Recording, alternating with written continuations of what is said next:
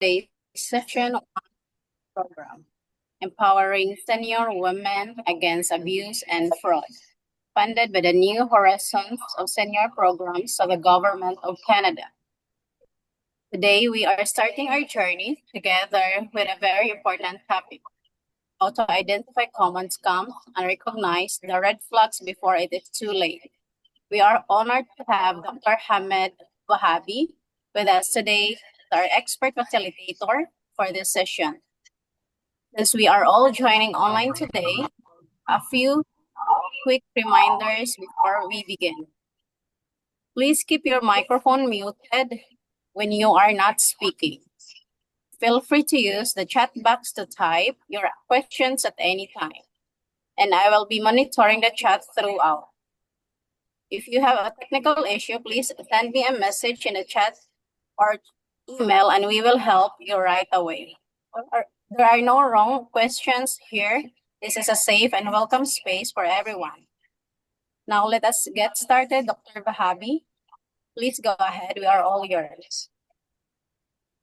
All right, thank you. Hello, everyone, and thanks for joining our first session of the Digital Safety and Smart Living course. We'll have, I guess, in the first 10 sessions, we'll focus on digital safety and smart living, and the next 5 sessions will cover the rest of the materials of the course. So, as you can see, these days people are encouraged to kind of use online resources and tools for their daily activities, right? But here's the fact: how many of us have received very systematic, practical training for digital safety? Probably only a few of us, right? And this is the reason why virtually every day, we hear stories and news about fraud, online fraud, online issues, and people are in trouble, data breaches, all these sort of problems. Okay, so the problem is probably lack of, like I said, systematic, practical training for people that are involved in online activities, which is what we targeted for this course. And in our first session today, we want to focus more on learning about modern scams, especially in Canada. Okay.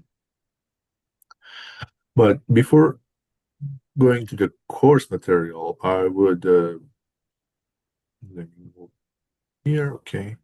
I would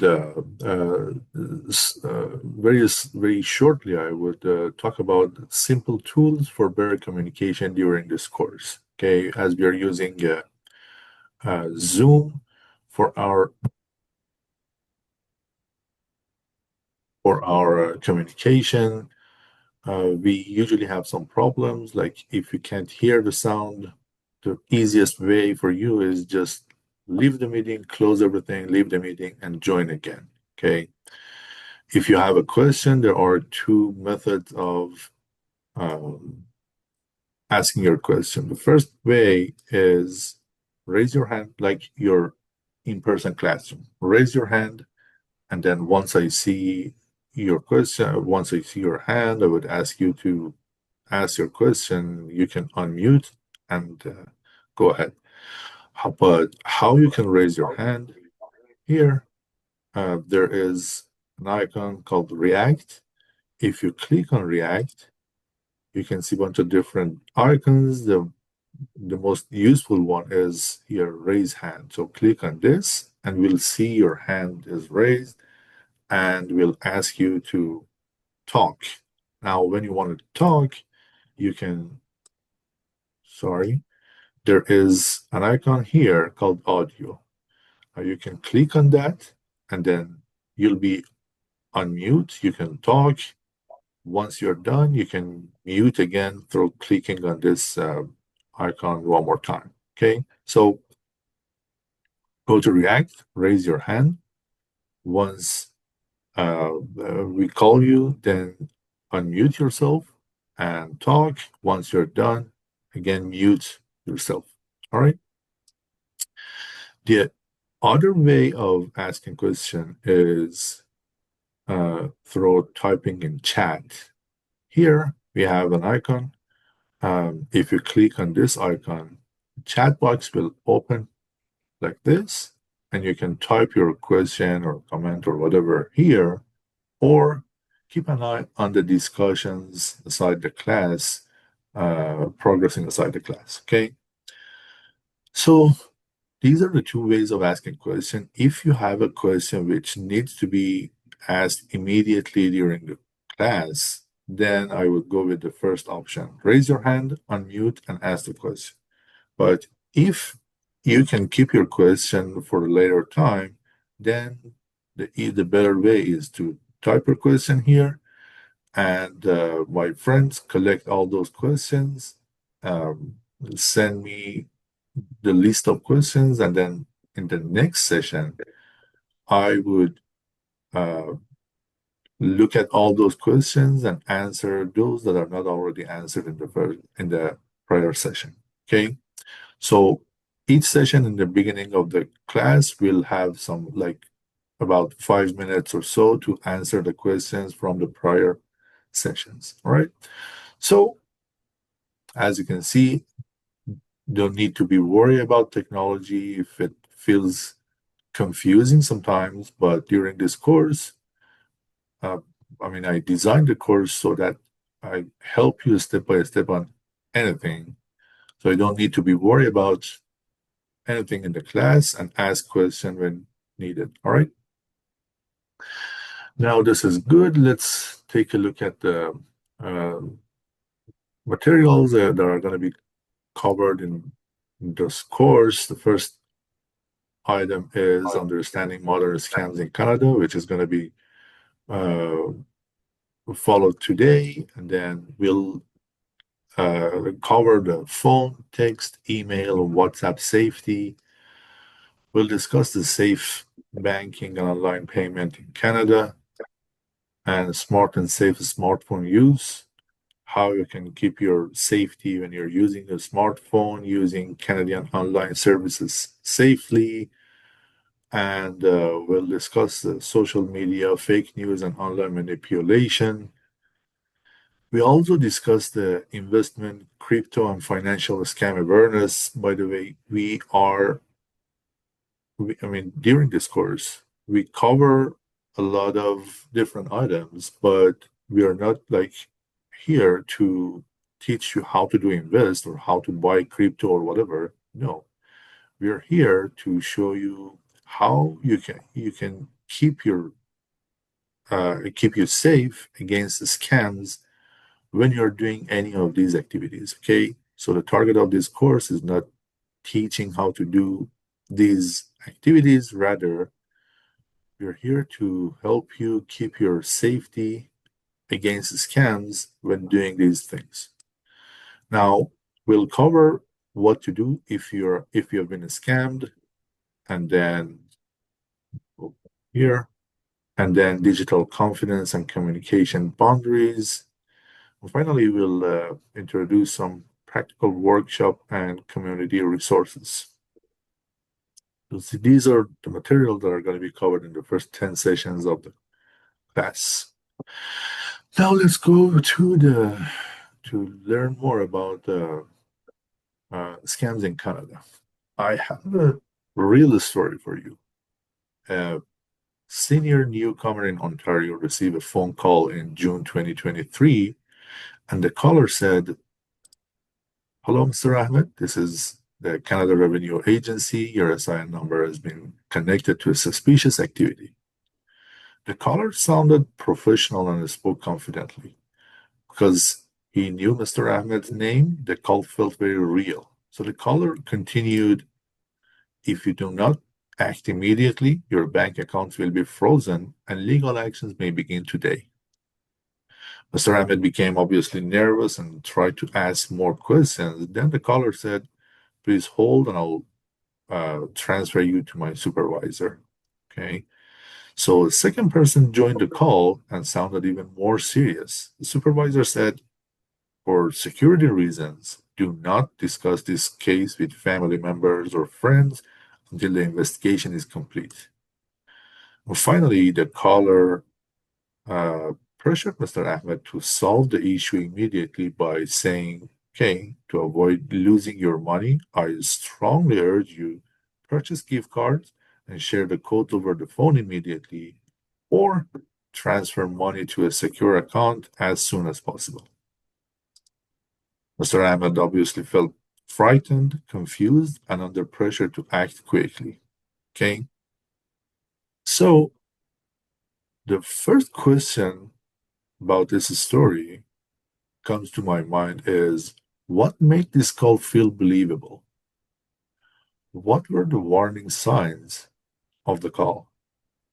What should Mr. Ahmed have done first? Okay, these are these and some probably more questions um, would come to my mind, and um, we try to, like I said, we try to cover these and more questions during the course, so you'll know how to react when you're exposed to any of these sort of uh, problems. Now, the good thing about scams work is, although there are different sources of scams, but they work very easy. Meaning, scammers target fear, urgency, confusion, politeness, loneliness, and unfamiliarity with Canadian systems. Okay.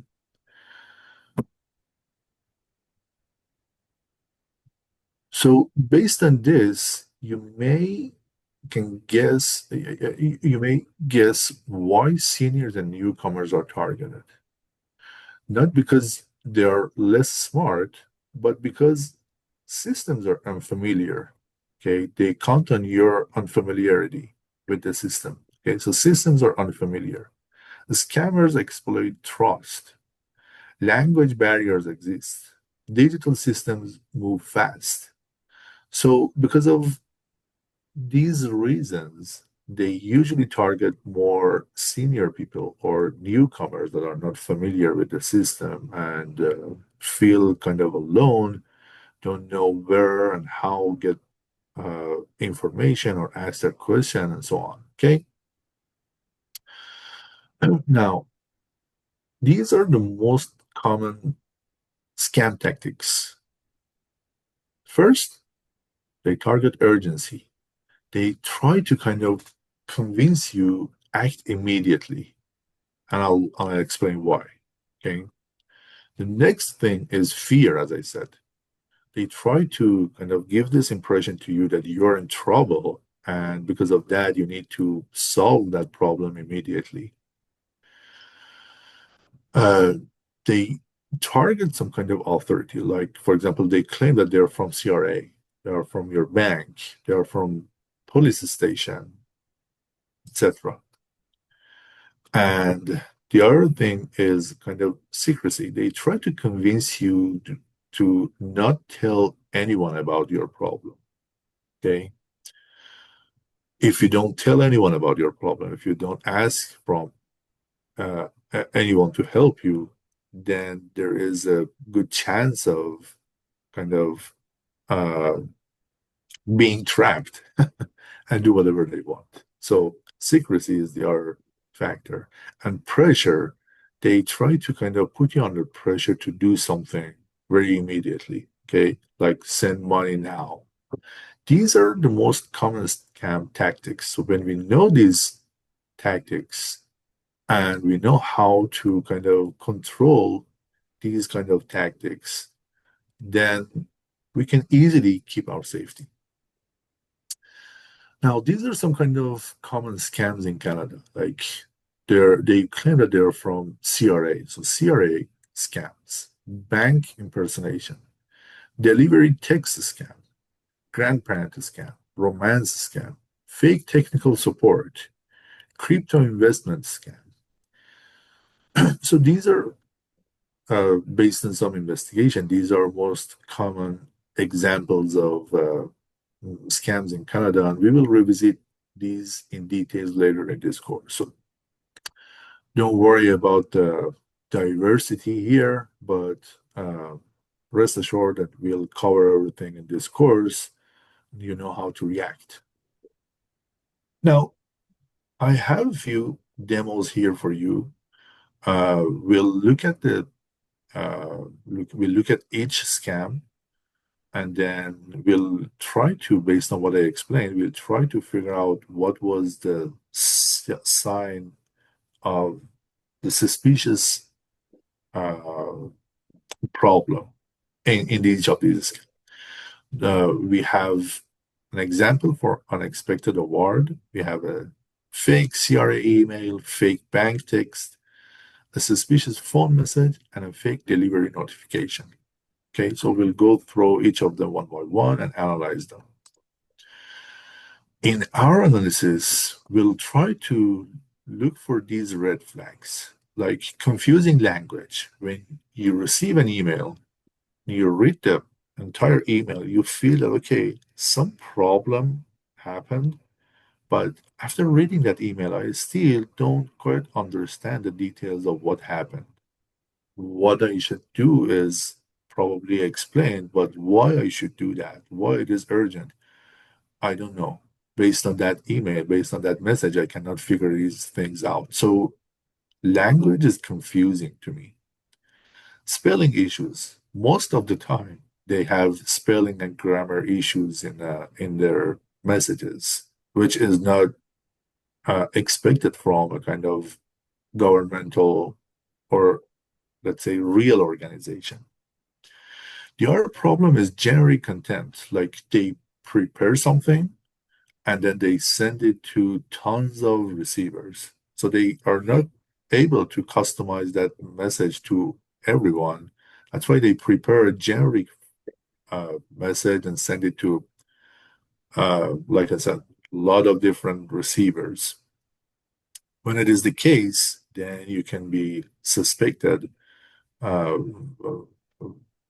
whether it is a real problem or not. The other thing is poor design. Um, we'll see the example, but you expect a standard level of kind of design and the message, but usually in these fake messages, they lack of a good design, and I'll show you examples. The other very important thing, like I said before, is urgency. They try to kind of put you under pressure that you need to act immediately, very quickly. Okay. Threats, if you don't do that, then there would be some consequences. There would be some threat. And they try to, based on that, using that threat, they try to put you under pressure. Usually there are some suspicious links or attachment, and they try to kind of encourage you to click on that link or on that attachment to do something.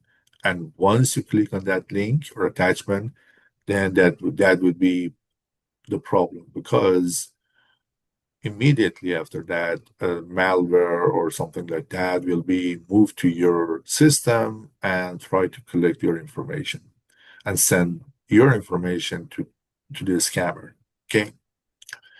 So suspicious links and attachments. The first question when there is a link or attachment is, okay, do I really need to click on that or not? We'll discuss. The other sign or red flag is when they give you an offer. Is that offer too good to be true, or it looks reasonable to you? Especially for newcomers, they send an offer and the newcomer say, oh, that's I was lucky, that's my chance, and they'll be happy by that. But believe me, there is no chance here. There is no kind of free uh, offer or free promotion or whatever uh, to you here in in Canada. Okay, so if the offer is too good to be true, then give it another thought. The other thing we need to keep an eye on is strange sender address. I'll explain these to you in a bit. Strange sender address or mismatched sender address.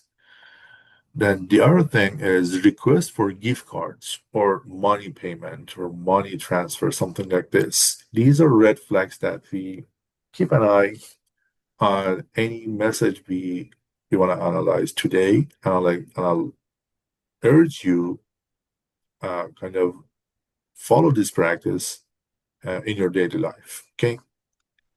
Now, first example is in a kind of unexpected award. This is a message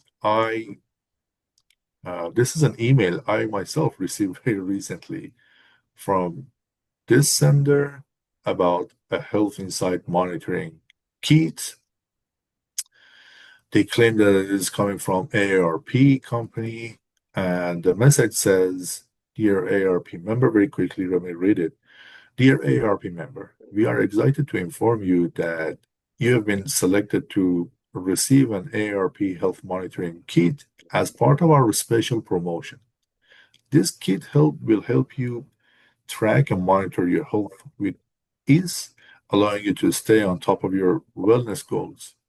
Thank you for being a valued member of AARP. We are committed to supporting your health and well-being." And then they provide this uh, uh, icon to click on that and go to the link where I can claim my health kit. And also there is an attachment in the email. Okay. So I received this message and I need to analyze and see whether it is a fake email or it is a valid message. So let's try to find the suspicious signs. First, as I said, confusing language. It says, "Dear AARP member." Okay, first of all, I'm not an AARP member. I haven't been an AARP member in my life. So this is very confusing, right?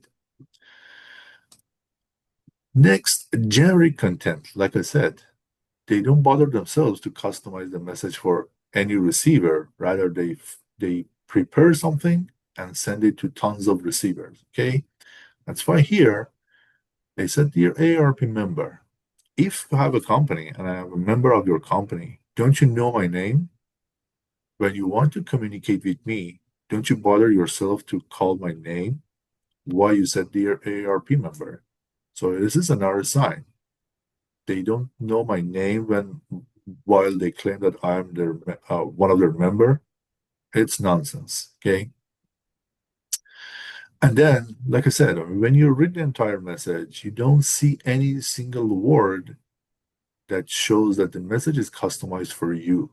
It is very generic message. Okay. Remember, we have a promotion plan here, and based on that, we want to give you this kit for free. So just go to this link and claim your uh, award. Okay. So this is a generic message, and it is a negative sign here. Suspicious sign. Okay. Generic content. The other thing is, like I said, suspicious link and attachment. If I'm awarded, if you have a company and for some reason I'm your member and for some reason you want to award me, isn't it easier for you to just send me that award and send a notification or email something like that to me that, okay, congrats, you're awarded and you'll receive your award soon? Why do I need to kind of click on this link and claim my award? It is another kind of suspicious sign. Okay, any suspicious link, any link exists in that message, you need to think about it, whether it is reasonable to go to a link or claim something or do something, or I mean, you shouldn't have done this kind of thing. The the other problem here is suspicious attachment. When you go through the message, it is self-explanatory. So the question is, okay, there is an attachment, and they try to kind of be vague, and this way kind of manipulate your mind to kind of persuade you clicking on that attachment. But the question is, when I read the entire message, like I said, it is self-explanatory. Why I should click on attachment? What else I should know about this award that is included in that attachment? Wasn't it easier to include those materials in the body of the message instead of an attachment? Okay, so for any link or attachment, there should be a good reason why you have to click on that. If you cannot find that reason, be careful about it. The other very uh, important thing is mismatched sender or any problem in the sender email. And you can find a lot of important things here. First, the email is coming from this guy, Raja Swiss Thra, I don't know, 1234 at gmail.com. At some point during this course, I'll explain everything about these domains. We call this .com, .org, .ca, .something. We call them domain. Okay, we have different domain types. .com is a general domain, which is usually used for people uh, or businesses, but very general ones. And Gmail refers to a kind of personal email, not a company email. Meaning, if you have a company, you create a website for your company, and then based on that, you create some kind of domain. Like for example, I would expect to see rajasweetra1234 at aarp.ca or something like that, .org, .com, but at aarp domain, not gmail.com. So Gmail is a personal email. Now the question is, if I'm a member of AARP and AARP for some reason want to send me an award, why the notification email is sent from a personal email to me? Why it is not sent from the company email? Okay, so this is one question. The second question is, if you have a company, uh, usually you create email for your employees. Okay, like for example, if I work in AARP company, I would have an email like hamad.vahabi at aarp.com, at aarp.org, or whatever. So usually it is uh, something like your first name dot last name, your initial dot last name, or something like that. But Rajasweet 1234 looks kind of weird to me. Okay.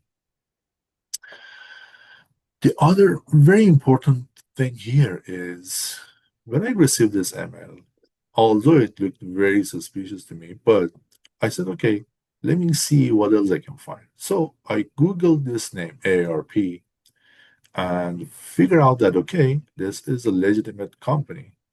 And here is the website of the company, www.aarp.org.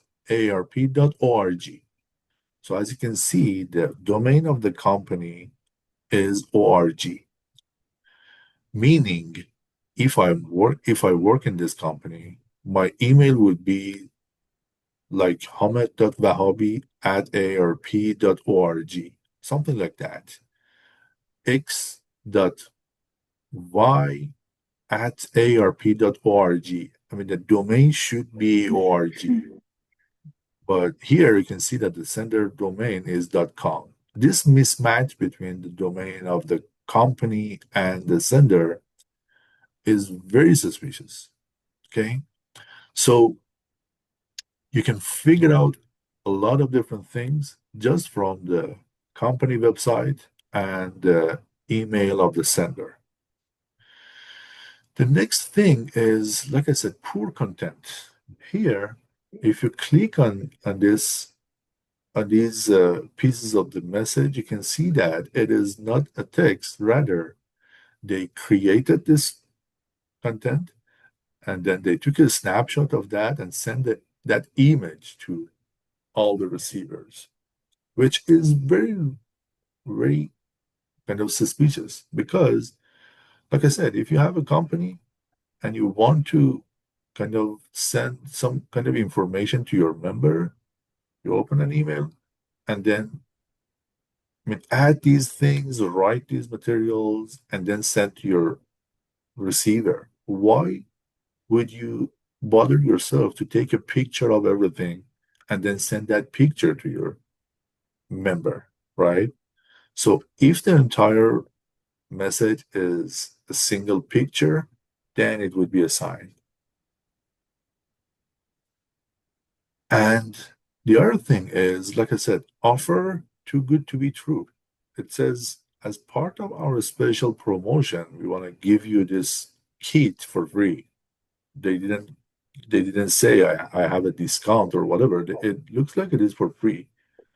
So why, even if I was a member of ARP, why they would kind of bother themselves to send me a free kit?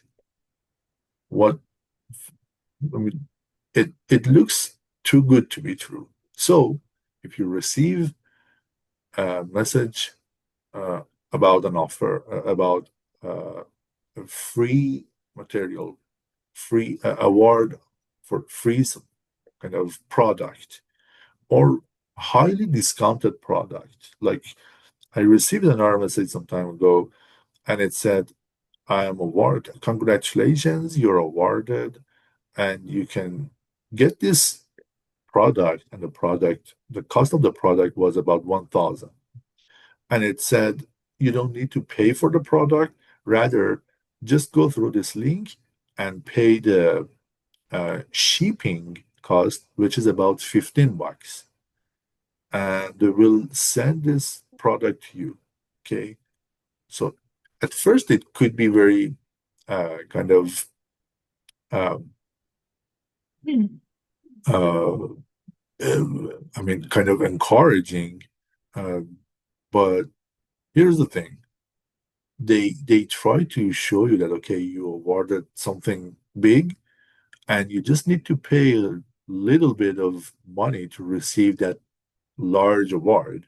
So uh, you can pay. I mean, $10, $15, $5. These are not too much, right? So people are usually scammed because they say, okay, I pay this, even if I pay this $5, and if it was a scam, that's okay. $5 is not too much. Okay, so be careful about these awards, free awards, highly discounted awards, where they ask you to pay for the shipping cost. Now, another example I have for you is a fake CRA email. This is the email message. The subject is urgent. Your SIN number has been suspended. Dear customer, CRA has detected suspicious activities linked to your social insurance number. Failure to respond within 24 hours may result in account suspension and legal action. Okay, so please verify your information immediately through this link. Thank you, CRA department. Right now, let's find the suspicious signs. First, urgency and threats. Urgency, it starts with urgent. Give you this impression that you have to do something very quickly, like in 24 hours. Okay, urgency or threat. It says failure to respond would result in account suspension and legal action. Okay, that's frightening. So urgency and threats.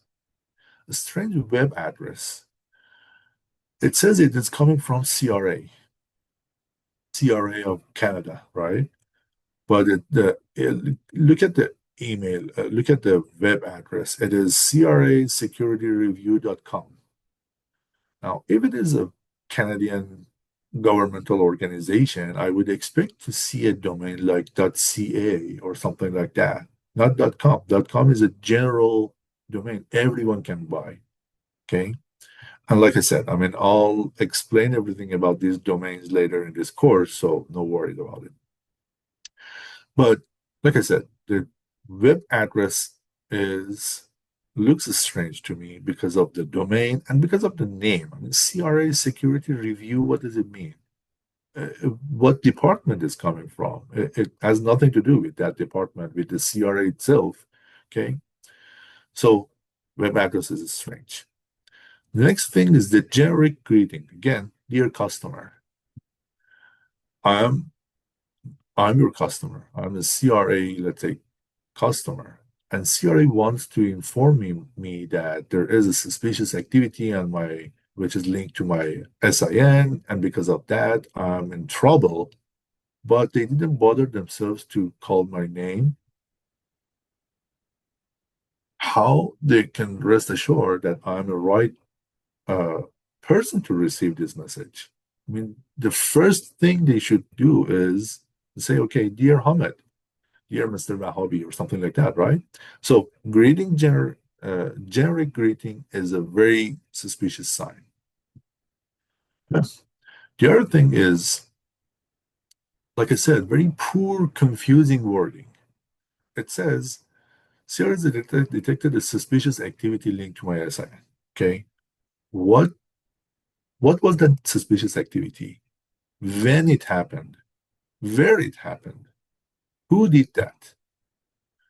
And then it says failure to respond within 24 hours may result in my account suspension and legal action. Okay. Isn't it strange? Someone did some suspicious activity and which is linked to my SIN. And CRA knows that someone did that, not me, but they decided to kind of suspend my account and do some legal action against me. Isn't it vague? So you can virtually ask any WH question here and you don't find the answer for that, meaning it is very vague. Okay. And then the other thing is pressure to click the link, right? Suspicious link and attachment. It says please verify information immediately through this link. Okay. They try to convince you that you need to do something. You need to click on this link or this attachment very quickly. And then the other thing is vague email signature. Like I said, I mean, confusing message. One part of that is the signature of the email. Okay, it says CRA department. Which department of the CRA? I don't know. What if I have any other question about this message? Why they didn't provide any phone number or anything I can kind of anything I can reach out to someone, ask my questions? No, there's nothing. So vague email signature. So these are all the, like I said, suspicious signs I can find in this message. Next example is fake bank text. This is a text someone received. TD alert. Your account has been temporarily locked due unusual activity. Verify now to avoid suspension through this email. Suspicious signs are first, urgency and threat again. Alert. It feels you are in trouble. You're in trouble. Okay. Verify now, meaning you feel that you need to do something urgently, right? Strange sender number. Sometimes you receive uh, this kind of text and you don't know the phone number, you don't have it in our list, what I would suggest you is easily just go to your Google and Google that number. If it is legitimate, it is for your bank or legitimate organization, you should be able to find that organization or your bank using the phone number. But usually when you Google these kind of phone numbers, you can see that, okay, it goes nowhere. That's a sign. All right. The other thing is, again, suspicious link. It says that it's coming from my bank. Okay, what is the name of the bank? I don't know. Why, again, it has a general domain, .com. Okay, there is no sign of the bank name here, which makes it suspicious to me. Again, poor wording, like I said, you keep an eye on the spelling and grammar issues. It says your account has been temporarily locked due unusual activity, due to unusual activity. So to is missed here, spelling and grammar issues. And then pressure to click the link. Verify now through this link to avoid suspension. Okay. And then pressure to click the link is a very suspicious sign here. The next example is suspicious phone message. I received a message. It says, hello, this is an urgent message from Service Canada. Your SIN number has been involved in criminal activity. Press 1 immediately to speak with an officer before legal action begins. Okay. Suspicious signs are first, again, urgency and threats. Like I said, fear tactics. It says this is an urgent message. Okay. So gives you a feel that you need to do something. It should be solved immediately. Press 1 immediately to do something. Okay. So this gives you the feel that something needs to be done immediately and very quick to fix this problem, which is not the case. The other thing is that threats or fear tactics. It says your SI number has been involved in criminal activity. Okay, that's bad. It could be frightening for you, right? So fear tactics, threats. The other thing is a kind of robotic or urgent tone.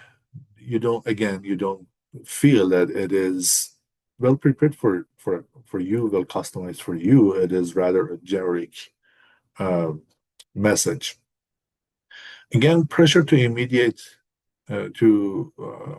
do something immediately. Press 1 immediately to do something. That's bad. Request to press a button. Okay. Request to click on a link, to click on an attachment. These are suspicious signs. The next example is fake delivery notification. Someone received this message from Canada Post. Your package delivery was unsuccessful due to unpaid customs fee of $2.99. Please complete payment immediately to avoid return of package. Through this link. Okay, suspicious signs again are urgency and threats. It says you need to pay immediately. Okay. Again, suspicious website. Look at the name, CanadaPostTrackHelp.com. If it is from a Canadian organization, most likely it should end in .ca, not .com. And then what is this name? Canada Post Track Help? What do you mean? Right? So there's nothing there's nothing to believe that it is legitimate. Suspicious website. Pressure to click the link. Okay. Payment, you have to pay immediately to avoid returning of package and do it through this link.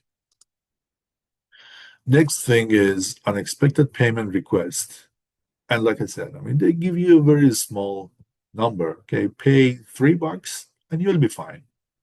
So you say, okay, whatever, I would pay that $3 to rest assured that nothing will happen to me. Okay. And then, like I said, usually they target a small fee tweak compared to the big cost you may expose if you don't do that. Now, we analyze different cases. Let's go back to Mr. Ahmed's case.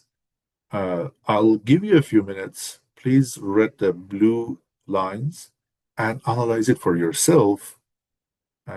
Let's see what you can find, what suspicious signs you can find here.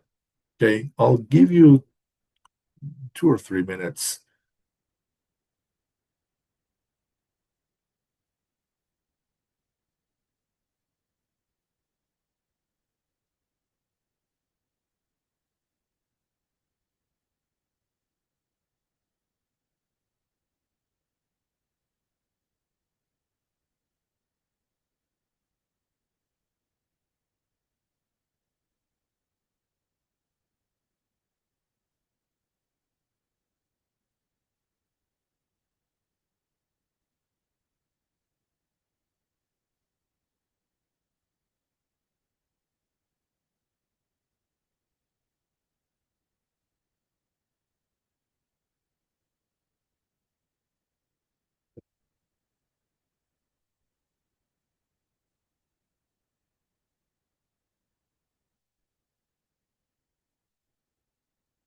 All right. So let's see what you found. It says, hello, Mr. Ahmed. This is the CRA. Your SI number has been connected to a suspicious activity, right? What kind of suspicious activity? No one knows. Who did that? Where it happened? When it happened, right? So confusing language, confusing wording. If you do not act immediately, your bank will be something. Okay. So act immediately, sense of urgency, right? If you don't do that immediately, your bank account may be frozen and legal actions may begin today. Again, something will happen today against me. Sense of urgency, right? And then some legal actions. Again, what kind of legal actions? What I can kind of, uh, how I can prevent it, how I can get more information about this legal action. No one knows, right? Vague wording. Please hold while I transfer you to my supervisor. Supervisor is an okay word, but I mean, in this content, it gives you this impression that looks like the problem is kind of uh, tough. It goes, I mean, they escalate to the supervisor, to someone important, something like that. So this kind of gives you the impression that you're in trouble. Fear tactics, right? Threats. For security reasons, do not discuss this case with family members or friends. Why I should not discuss with my friends and ask help from them? Okay. Um, or friends until the investigation is complete. So remember, I said they try to convince you not share your story with anyone. This way, they have a better chance of kind of convincing you doing something. To avoid losing your money, I strongly urge you purchase a gift card. Okay. Again, uh, pay money, purchase gift cards, something like that, and share codes over the phone with me immediately. Again, sense of urgency, or transfer money to a secure account as soon as possible. So transfer your money, uh, purchase a gift card and send a code to me, something like this. Pay me somehow. Okay. These are the red flags in this message. Now, so if you were Mr. Ahmed, now you should be able to at least give more thought to this message and try to figure out what negative signs and suspicious signs you can find here. Okay. Now, let me ask some reflection questions. Question number one. If someone claims to be from your bank, what should you do first? Okay. If I call you and say, okay, I'm from your bank, this problem happened to you and you need to do something, blah, blah, blah. Okay. What you should do first, no matter what, hang up immediately and call the official bank number directly using the number on your bank card or official website.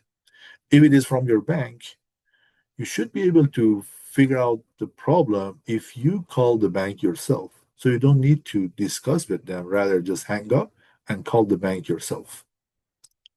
Question number two, would a real government office ask for gift cards? Never, ever. Government offices and banks never ask for payment using gift cards. Question number three, what is the biggest warning sign in Mr. Ahmed's story? There are a lot of warning signs indeed, but urgency and pressure to act immediately without time to think was probably, to me, was the main issue. Why I shouldn't have enough time to think and investigate more before doing something. Okay. Urgency and pressure to act immediately. Question number four. Why do scammers create urgency? Easy. Because people make emotional decisions when they feel afraid or rushed. Okay. When you don't have time to investigate more, to ask from someone for help, then there is a higher likelihood that you kind of be deceived and make some decisions based on your fear rather than based on your judgment, kind of reasoning fear instead of reason. Okay. So this is a safety action checklist I prepared for you. Whatever happened and looks a little bit suspicious, just keep these in mind. Pause before reacting to urgent messages. Okay. Like if Mr. Ahmed paused and first try to verify whether it is coming from a legitimate source, whether it is really from his bank, and think if it is from his bank, then how I should react, what options I would have. So pause, verify the legitimacy, and think about your problem. No one should put you under pressure to act immediately. No.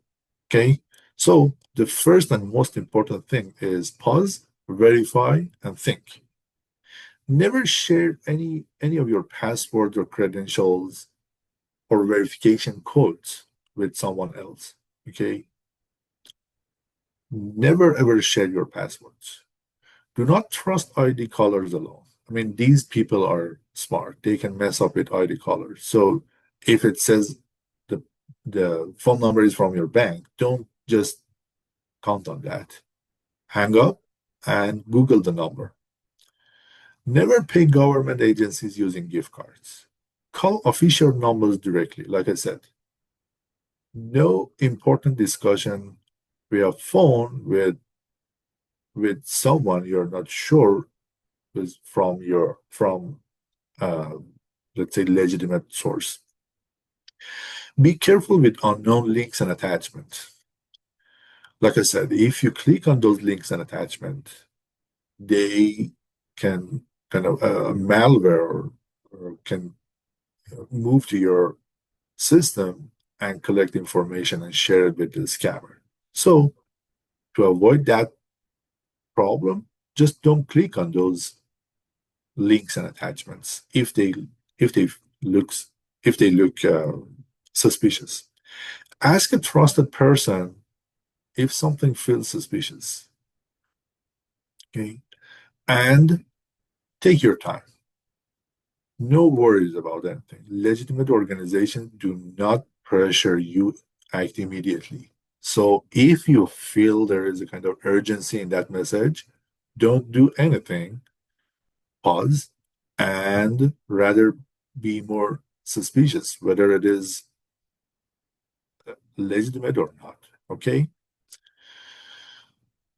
And this is the important message for you. Scams are common, but with awareness and these simple habits, we can protect ourselves against scams. Okay. So I would kind of write these things down and try to make sure that I follow these habits in my online daily activities, and I can rest assured that nothing will happen to me. That's easy, very easy, if you just kind of have these good habits in your activities. So next session, we'll learn how scammers use phone calls, text messages, WhatsApp, and email to trick people, and how to recognize the warning signs. And by then, I want to thank you again for attending the class today, and hope you'll have a wonderful weekend.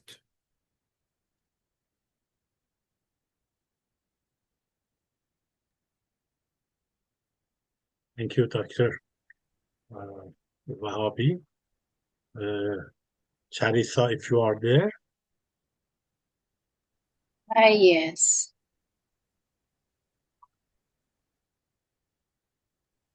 I have a few questions, Dr. Wahabi.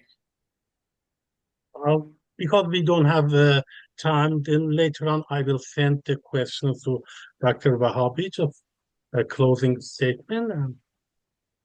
Okay. Yes, thank you so much, Dr. Wahabi, for such an informative and eye-opening session today. And thank you to all of our participants for being here online and for your wonderful engagement today. We'll learn about common scams in Canada and the red flags we should always watch for. Remember, if something feels wrong, pause before acting, trust your instinct. In our next session, we will be looking at phone and email fraud, and we will even do some role-playing exercises together, so come ready to practice. Thank you again, everyone. Stay safe, stay informed, and we look forward for seeing you in our next session. Thank you. Thank you, Dr. Rob. Thank you. Bye. Thank you. Bye.